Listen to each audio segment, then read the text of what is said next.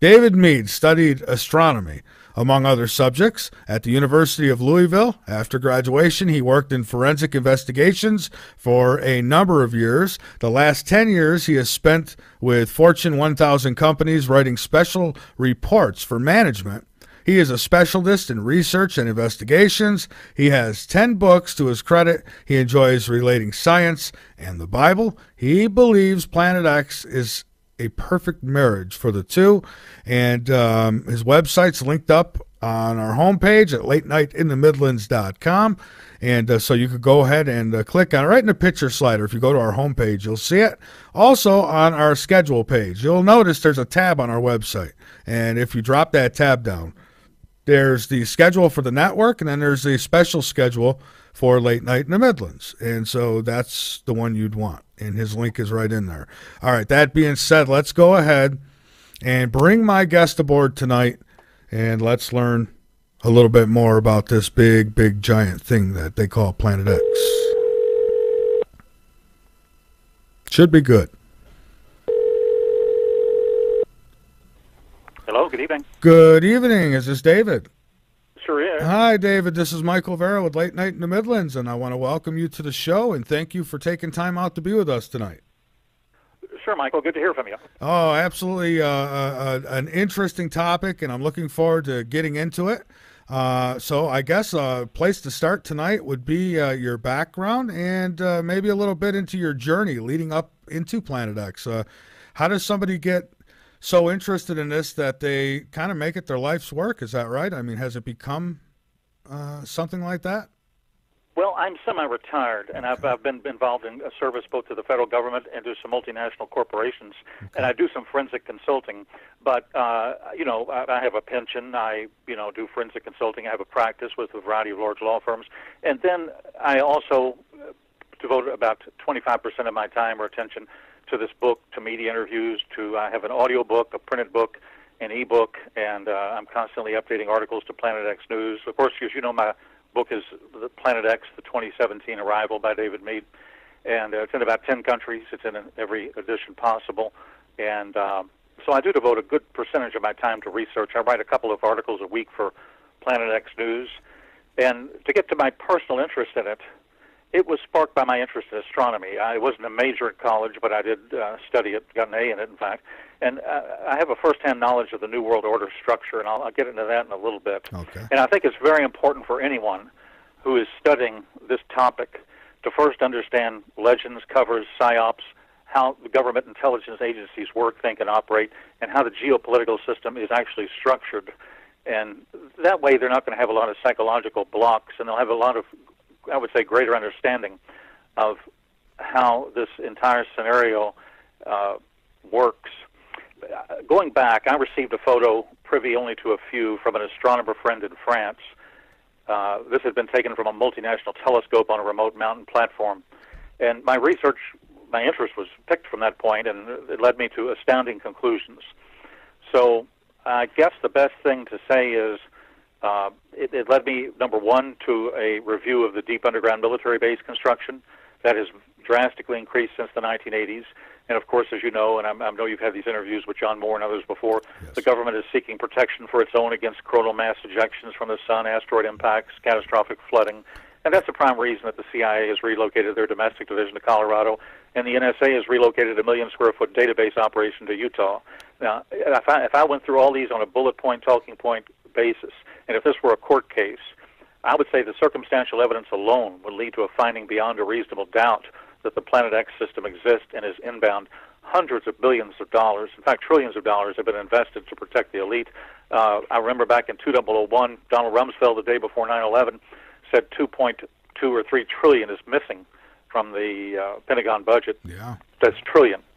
I don't know if you recall that, but 5 years later, it was 6.5 trillion. So that's all black ops. That's all DUMBs, deep underground military bases. That's what it's got to be. So probably every time the money turns out missing, because it's happened on several occasions, that's probably what they're doing with it then. They're using it for whatever it might be, black op projects, underground bases, that kind of thing. Precisely. Yeah. It's deductive logic. There's nothing else. You cannot money launder money in that range. You can't have it sitting in a bank in the Cayman Islands under a front company. Even the government doesn't have that capability to protect that much. So it had to be spent. And, we had the technology to build these deep underground military bases. Well, back in the 50s, they built the Greenbrier. I'm sure you're familiar with that in West Virginia. It was one of the first ones. And it could house about 1,000 people. It could basically house Congress.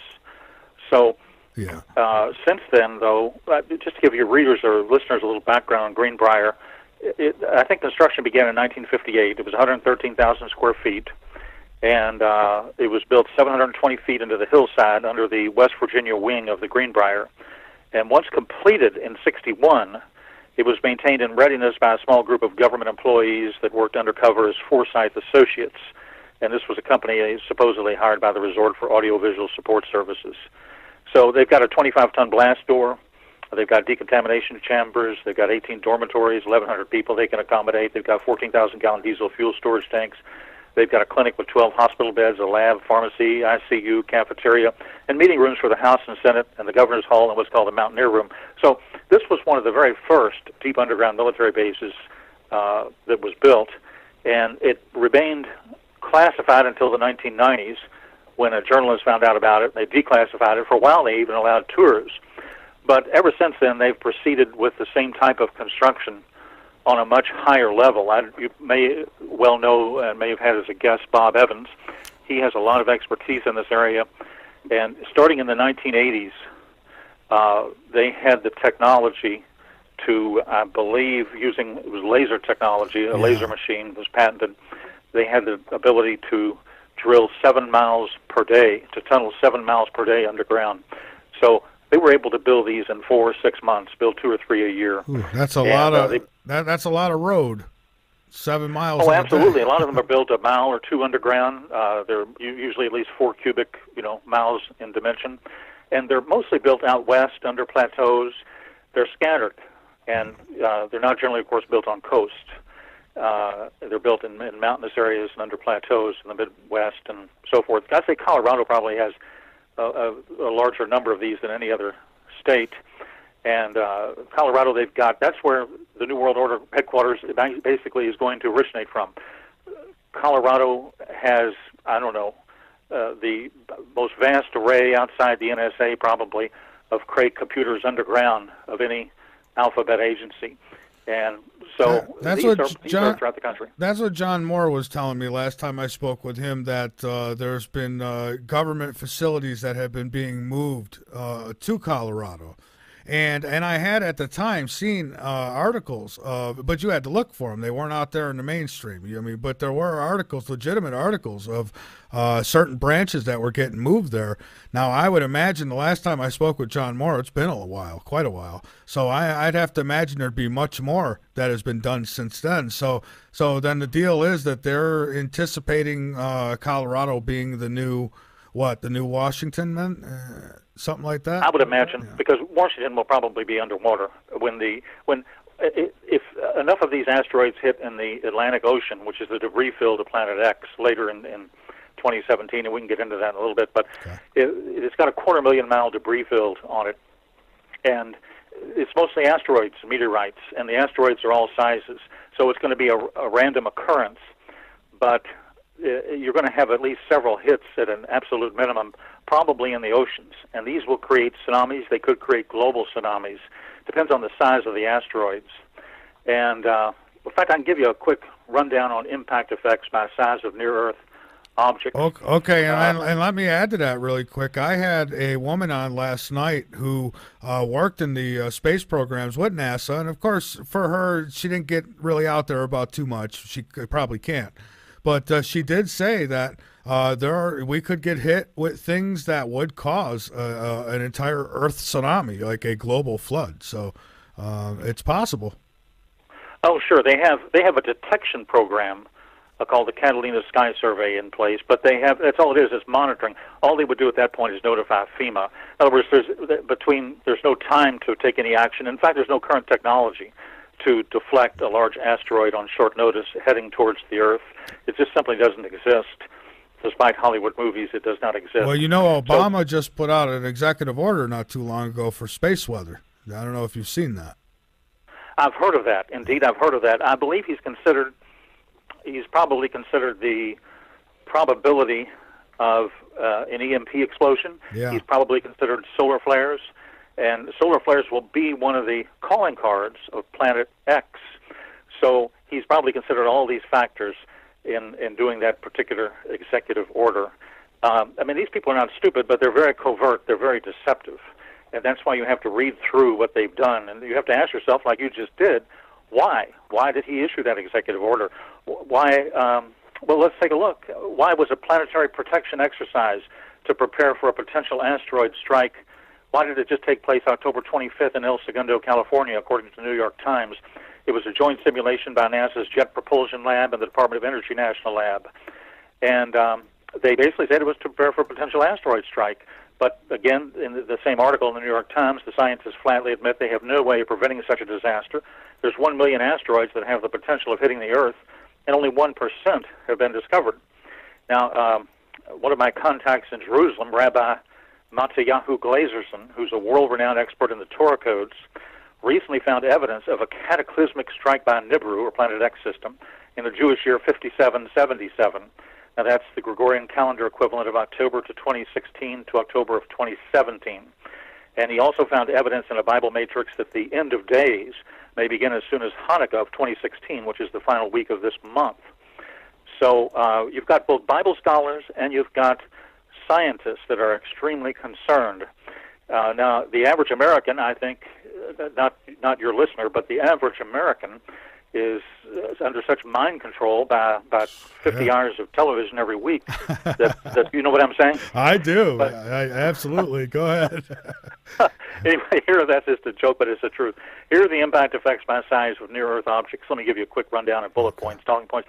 75 meters would be equivalent to 100 megatons, and if it hits the ground, it creates a 1.5-kilometer crater. If it airburst, it could destroy an area the size of cities such as Washington or Moscow. Then you go to 160 meters, that's 1,000 megatons. An ocean impact would produce a significant tsunami, capable, for example, of destroying the East Coast. A land impact would destroy a city the size of Tokyo. Go up to 350 meters, that's 10,000 megatons. That would destroy an area the size of a small state such as Delaware. You go to 700 meters, that's 100,000 megatons. That strike would destroy a state such as Virginia. If it hit the ocean, it would produce a 1,000-foot-high tsunami. 1.7 kilometers, now that's 1 million megatons. That would raise enough dust to affect climates and freeze crops. An ocean impact would create probably a global tsunami. It would totally destroy the ozone layer, and it would probably destroy a country from the crater the size of France. 3 kilometers, 10 million megatons. You'd have widespread global fires. Worldwide volcanoes would be triggered. It would destroy a large nation such as, I would say, Mexico or India. And if you go up to 7 kilometers, that's 100 million megatons. That's probable mass extinction. That strike would destroy with its crater alone an entire continent. And just to give your listeners a standard or metric, a megaton is the explosive power of TNT. The Hiroshima bomb was only 15 kilotons. So anyway, Rabbi Glazerson has now pinpointed the year to 2017. My book agrees and actually pinpoints the month, Planet X, the 2017 arrival. So I would say both scientists and Bible scholars recognize the inevitability of Nibiru. It is imminent. So 2017, obviously, knocking on our doorstep right now. So what most people will ask is, well, where is it? Why can't I see it? When can I see it? The obvious question. So what would you tell people as far as Planet X goes? I mean, when are we talking? I mean, I know it's difficult to put a date on it, but like 2017, is there a specific time that it will be here? We'll be able to see it in the sky, or no? Yes, absolutely. And okay. If Isaac Newton were alive today, he probably would be using, if Sir Isaac Newton was alive, he would probably be using stellarium, an astronomical program such as that, to determine the arrival date of Planet X. And I say that because it's in the book of Revelation. The Catholics call it the Apocalypse, the very final book of the Bible. And this book of the Bible has very high authority. It's not Nostradamus. It's not a psychic. It was dictated to the Apostle John on the Isle of Patmos about 2,000 years ago by none other than Jesus Christ himself, who is the Son of God. So you have this last chapter of the Bible coming from the highest authority. And so if you go to that, probably Isaac Newton would say, let's take a look at that. and let's see where John was when he wrote that. And in my book, and it's complicated, but I'll just go over it in brief talking points here. Right. But you have to read it 2 or 3 times to fully comprehend it.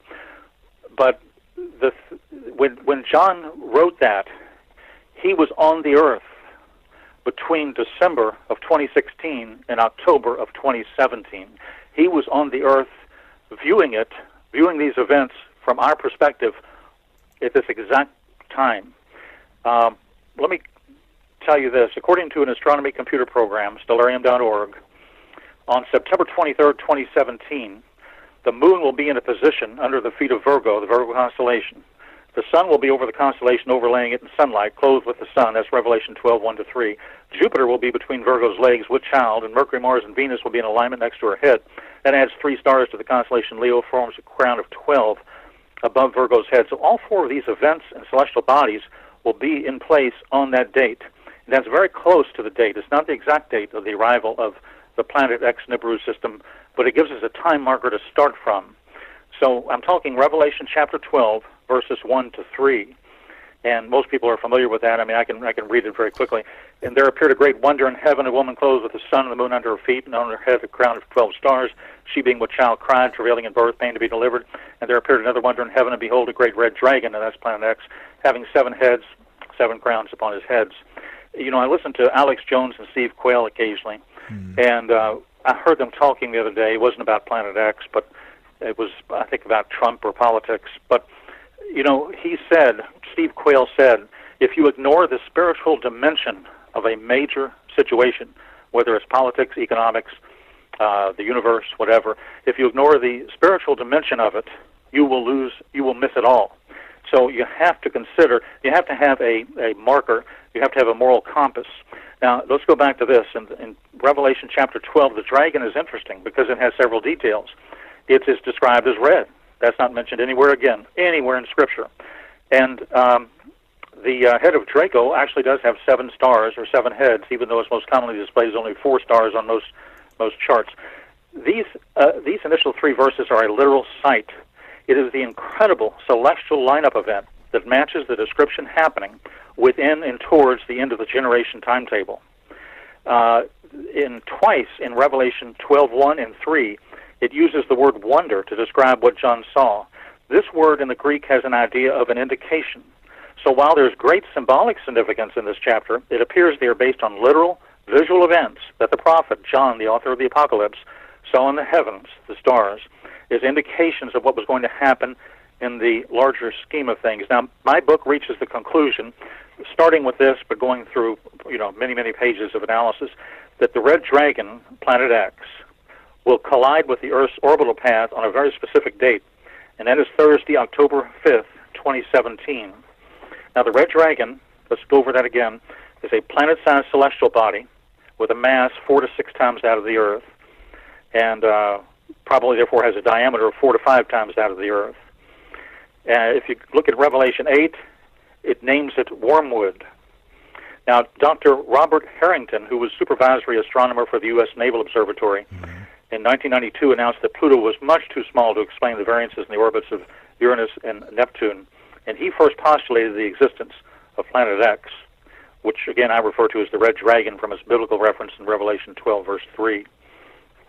I see. In 1992, a press release from NASA stated unexplained deviations in the orbits of these 2 planets point to a larger outer solar system body of 4 to 8 Earth masses. So the red dragon travels in a highly eccentric, sometimes erratic, elliptical orbit around the sun.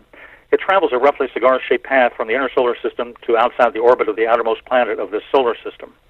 Now, the red dragon appears shortly after the September 23rd, 2017 celestial sign of the woman, the constellation Virgo. And you can use stellarium, and you can go back 4,000 years, and you can go you can go back almost 6,000 years, and you can go forward 1,000 years. And you will never find all of the attributes of this matrix occurring again. The last time it appeared was that this Revelation 12 sign appeared in the sky was 3,915 BC, almost around the time according to the Bible of the first, five books of the Bible. Let me ask this then, because this has come up before when we've talked about Planet X, and as far as the Bible is concerned, I was going to ask you what the Bible says about it, but you're certainly informing me pretty well there. But I'll have to. The next question would be, how do we know that? Okay, so this stuff happened, and they're describing what happened. But how do we know that it's happened before and it's not going to actually come again? Like somebody has suggested maybe Jupiter and its moons were Planet X in the past, and now it's got caught in an orbit or something. So how do we know that it's actually coming around again, basically? Well, I've seen photos of the system. I know an individual codenamed Arizona who has viewed it through the Hubble. I have personal knowledge of it, and I would say in terms of circumstantial evidence, I mean, just look at the volcanic activity, look at the earthquakes of the last 2 days. Everything is increasing exponentially. Well, I'll tell you this, David, I can't argue with you there. I was just telling the listeners at the beginning of the show that the earthquakes, the volcanic activity, the weather, I don't see how anyone could make an argument as far as that stuff goes. So something's definitely causing it. So believe me, I'm not one who throws stones at these things. I just, I like to get all the details I possibly can. Right. Well, a prominent astronomer who dedicated his life to the discovery of Planet X, Dr. Harrington, was removed immediately before he could make a public disclosure in the early 1990s. He was, in effect, assassinated. And this has happened to another scientist at the South Pole in 2001, and he was poisoned. And these people are eliminated if they pose a real threat. So if you're a professional astronomer, full-time, and you're about to make a public disclosure of this scenario, your life is probably in a measure of danger. These people are very dangerous that rule the current geopolitical system, the New World Order, and so forth. And they control the mainstream media. They control 80% of it. They don't control Fox News. They don't control the Internet, YouTube. They don't control Amazon Books. But they do control the mainstream media, which 80% of the population watches. So that's why 80% of the population is going to be totally blindsided. But let's get back to your question. It cannot be seen right now because it is a red or brown dwarf star. A red dwarf star, for example, is a small and relatively cool star on the main sequence of K or M spectral type. And they range from a mass of maybe 5 to 8% of the size of our sun, usually have a surface temperature of less than 4,000. Now, red dwarfs are by far the most common type of star in the Milky Way, and because of their low luminosity, they cannot easily be observed. You have to observe them in the infrared range, and you have to observe Planet X it's approaching from about 30 degrees south of the ecliptic, so it can best be viewed from one of the professional observatories on the mountains of Chile. It can best be viewed from the South Pole Observatory, which of course is government, and it can best be viewed by infrared satellites that are in orbit and photographing the sky. And the public, of course, has no access to any of these. Now, there have been some random photos of Planet X that I've seen movies and still photos of what's been, let's say, smuggled out of professional observatories. The public has probably not seen most of those, but the public has seen some photographs that are quite real, simply by random chance.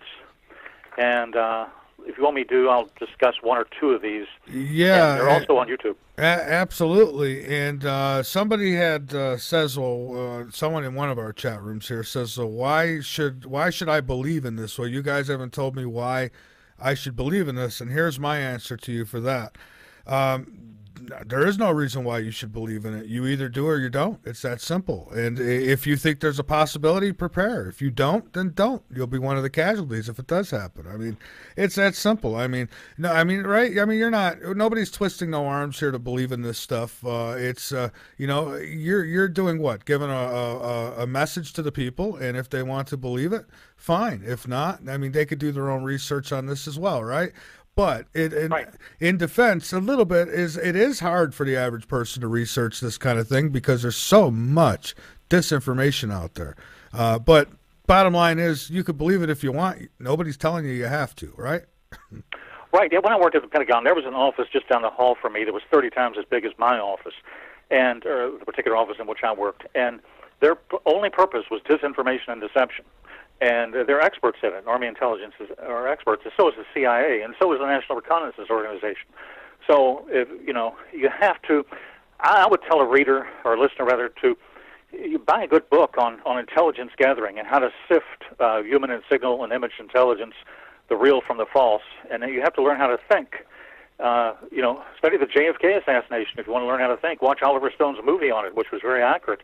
I had a cousin living with him when he filmed that movie. Very, very accurate.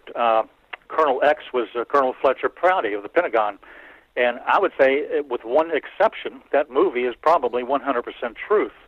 The one thing he did not disclose in the movie was he did disclose that there was a strategic mid-level, not top-level, but mid-level element in the CIA, the Far East Division, or one division, let's say, which probably coordinated everything, and then everybody else was simply on a need-to-know basis. Now, who, though, started it? Who triggered it? Who had the real motive, means, and opportunity? That's the one thing the movie missed. I think Oliver Stone probably knows everything. He knows the answer.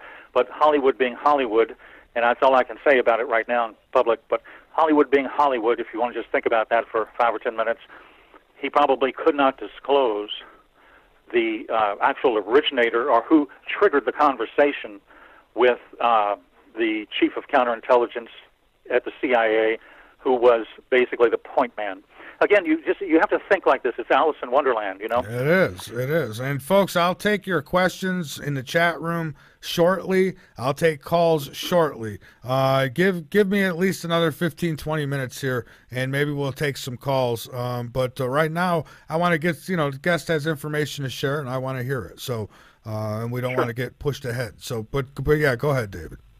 Let me tell you something that you've probably never heard before from any other guest about Planet X. It'll take me about 2 minutes. Okay. And this will help your readers that have these psychological self-defenses. This will help them think through and understand legends, covers, and it gives us some intelligence training. So let me just talk about this. One stumbling block that some people have in their Planet X research is that they are unable to comprehend how the government could cover up such an object. And you really have to understand something that very few people have heard of. Called the Committee of 300. It's the governing body of the New World Order to understand why and how the cover-up takes place. Now, the Committee of 300 works through the Royal Institute of International Affairs in London, the Aspen Institute, and the Club of Rome. They all possess various executive arms. I was told this by an MI6 intelligence officer. Now, these arms also include the Council on Foreign Relations, from which the U.S. Secretary of State draws their strategies almost entirely. Therefore, following more or less, you've got to admit, everybody's got to admit, the last 50 years, it's been a socialist party line. And if you control the Secretary of State, you control all foreign policy. Now, the Constitution, of course, is immutable, but the so-called progressives or socialists interpret it flexibly. Therefore, the president can declare war without going through a 5-step constitutional required process. All he needs is a, quote, vote from the UN. So let's go back. Woodrow Wilson, he was a major leftist under whom the Federal Reserve was established. And before the Reserve and the graduated income tax, we had a $5 billion surplus through trade tariffs. Donald Trump knows this. Donald Trump knows everything. Both the Reserve and the income tax saw to it that the extreme opposite would occur. However, in leaving office, Wilson spoke a veiled statement acknowledging the presence of the Committee of 300. He said, and I'm quoting, "Some of the biggest men in the United States in the field of commerce and manufacturing are afraid of somebody, are afraid of something. They know that there is a power somewhere so organized, so subtle, so watchful, so interlocked, so pervasive, that they'd better not speak above their breath when they speak in condemnation of it." Now, the power Wilson was talking about is the Committee of 300, and Wilson knew he dare not mention it by name. When Mikhail Gorbachev, for example, announced in the United States a while back that he was forming a foundation or just formed one, CNN was filming it. And guess what? Gorbachev plainly stated, "We have the approval of the Committee of 300. Now, that transcript was requested and was never acknowledged. But he had been at the very top of the elite's power structure. He knew it. Now, you wonder who's on this situation. The Committee of 300 includes many royal families of European heritage, as well as the Rothschilds and their U.S. proxies, the Rockefellers, worth in total with interlocking directorates probably over $11 trillion. Includes some very dangerous people. And I'll just give you an example, one isolated example, and Donald Trump used this in his election. He used part of it. He used 80% of it. I'm going to give you 100% of it. Donald Trump said, see, Donald Trump knows all of this.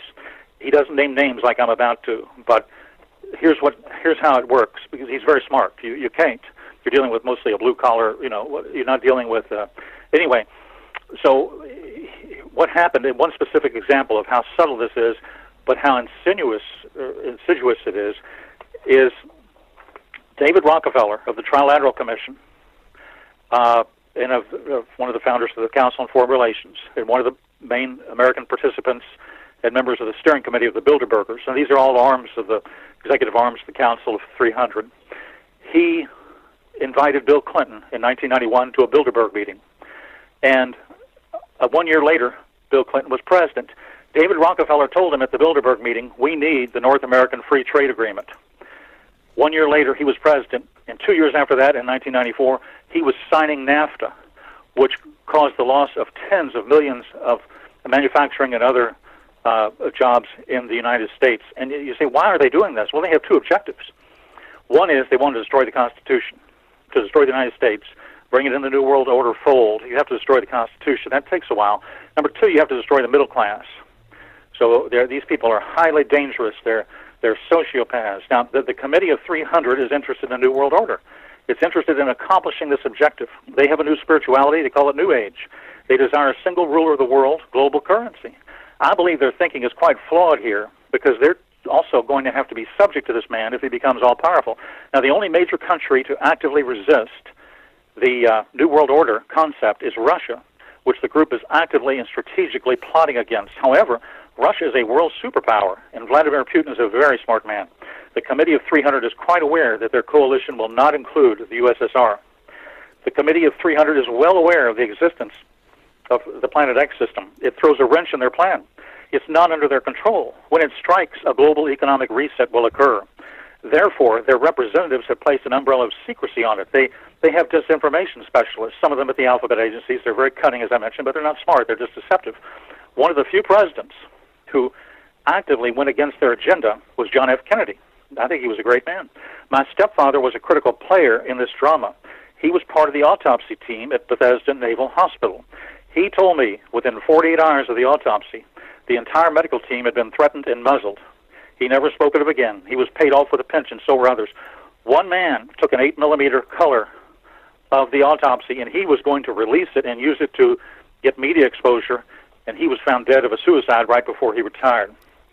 Now, much of the population of the U.S. doesn't understand the flow of information about the Planet X system has nevertheless proceeded through the world on alternative media, the Internet, books, on Amazon, YouTube. So if you spend some time understanding history, and especially the controlling interest and the controlling parties, the Committee of 300, your listeners will have absolutely no problem realizing why Planet X is a threat to their establishment, and therefore that's why through the mainstream media, they simply don't report it. They ignore it. Just be sure of one thing. Don't let their control get in your way of information and knowledge and preparation. Amen, my friend. And now listen, okay, so they know Planet X is coming, and they've got all these facilities ready to go for themselves and whoever below ground, right? What happens with all the nuclear power plants? I mean, do they plan on eventually coming back up? Because outside of them being in spacesuits, I don't know how they would, because once Planet X does its thing, I mean, we're going to have no power, and eventually you're going to have those nuclear power plants, and I think that might be worse than Planet X itself.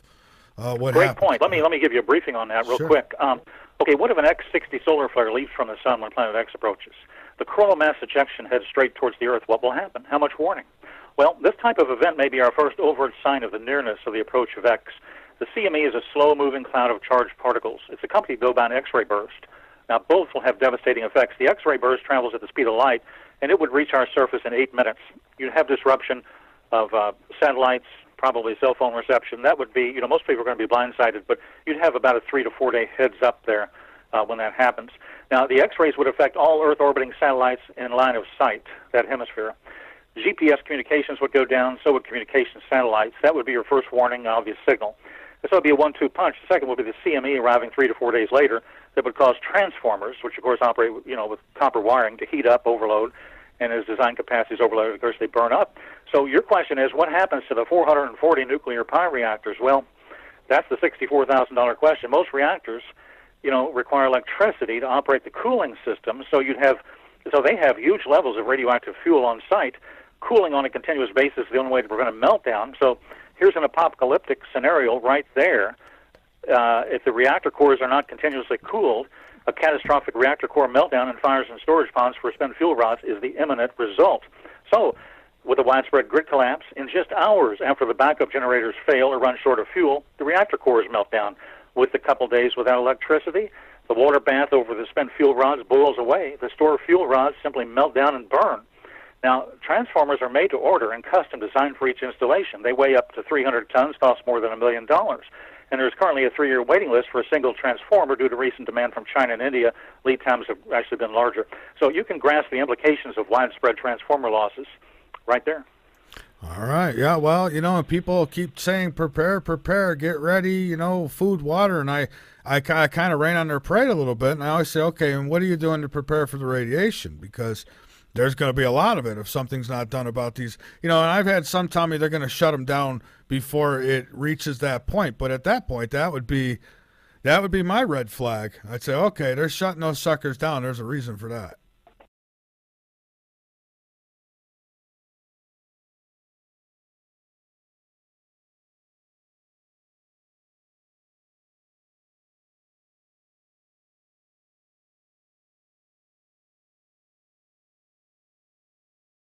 David Mead studied astronomy, among other subjects, at the University of Louisville. After graduation, he worked in forensic investigations for a number of years. The last 10 years he has spent with Fortune 1000 companies writing special reports for management. He is a specialist in research and investigations. He has 10 books to his credit. He enjoys relating science and the Bible. He believes Planet X is a perfect marriage for the two, and his website's linked up on our homepage at latenightinthemidlands.com, and so you could go ahead and click on it right in the picture slider. If you go to our homepage, you'll see it. Also on our schedule page, you'll notice there's a tab on our website, and if you drop that tab down, there's the schedule for the network, and then there's the special schedule for Late Night in the Midlands. And so that's the one you'd want. And his link is right in there. All right, that being said, let's go ahead and bring my guest aboard tonight, and let's learn a little bit more about this big, giant thing that they call Planet X. Should be good. Hello, good evening. Good evening. Is this David? Sure is. Hi, David. This is Michael Vera with Late Night in the Midlands, and I want to welcome you to the show and thank you for taking time out to be with us tonight. Sure, Michael. Good to hear from you. Oh, absolutely. An interesting topic, and I'm looking forward to getting into it. So I guess a place to start tonight would be your background and maybe a little bit into your journey leading up into Planet X. How does somebody get so interested in this that they kind of make it their life's work? Is that right? I mean, has it become something like that? Well, I'm semi-retired, and I've been involved in a service both to the federal government and to some multinational corporations, and I do some forensic consulting. But, I have a pension. I, do forensic consulting. I have a practice with a variety of large law firms. And then I also devote about 25% of my time or attention to this book, to media interviews, to I have an audio book, a printed book, an e-book, and I'm constantly updating articles to Planet X News. Of course, as you know, my book is the Planet X, the 2017 Arrival by David Mead, and it's in about 10 countries. It's in every edition possible, and so I do devote a good percentage of my time to research. I write a couple of articles a week for Planet X News, and to get to my personal interest in it, it was sparked by my interest in astronomy. I wasn't a major at college, but I did study it, got an A in it, in fact. And I have a first-hand knowledge of the New World Order structure, and I'll get into that in a little bit. Okay. And I think it's very important for anyone who is studying this topic to first understand legends, covers, psyops, how the government intelligence agencies work, think, and operate, and how the geopolitical system is actually structured. And that way they're not going to have a lot of psychological blocks, and they'll have a lot of, I would say, greater understanding of how this entire scenario works. Going back, I received a photo, privy only to a few, from an astronomer friend in France.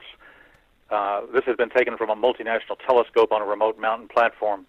And my research, my interest was picked from that point, and it led me to astounding conclusions. So I guess the best thing to say is it led me, number one, to a review of the deep underground military base construction. That has drastically increased since the 1980s. And of course, as you know, and I know you've had these interviews with John Moore and others before, yes, the government is seeking protection for its own against coronal mass ejections from the sun, asteroid impacts, catastrophic flooding. And that's a prime reason that the CIA has relocated their domestic division to Colorado, and the NSA has relocated a 1 million square foot database operation to Utah. Now, if I went through all these on a bullet point, talking point basis, and if this were a court case, I would say the circumstantial evidence alone would lead to a finding beyond a reasonable doubt that the Planet X system exists and is inbound. Hundreds of billions of dollars, in fact, trillions of dollars have been invested to protect the elite. I remember back in 2001, Donald Rumsfeld, the day before 9/11, said 2.2 or 3 trillion is missing from the Pentagon budget. Yeah. That's trillion. I don't know if you recall that, but 5 years later, it was 6.5 trillion. So that's all black ops. That's all DUMBs, deep underground military bases. That's what it's got to be. So probably every time the money turns out missing, because it's happened on several occasions, that's probably what they're doing with it then. They're using it for whatever it might be, black op projects, underground bases, that kind of thing. Precisely. Yeah. It's deductive logic. There's nothing else. You cannot money launder money in that range. You can't have it sitting in a bank in the Cayman Islands under a front company. Even the government doesn't have that capability to protect that much. So it had to be spent. And, you know, we had the technology to build these deep underground military bases. Well, back in the 50s, they built the Greenbrier. I'm sure you're familiar with that in West Virginia.